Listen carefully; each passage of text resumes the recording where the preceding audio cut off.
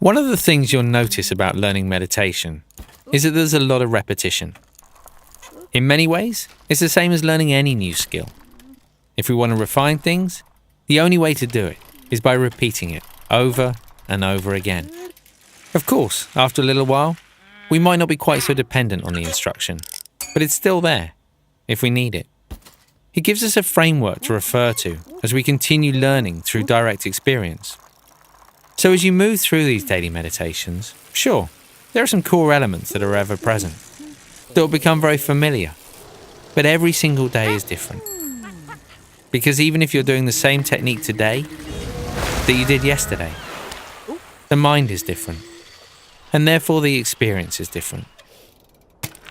So as much as possible, approach each day lightly, as though it's the very first time you've witnessed the mind. If you can maintain this sense of playfulness and curiosity, then there'll always be something new to learn.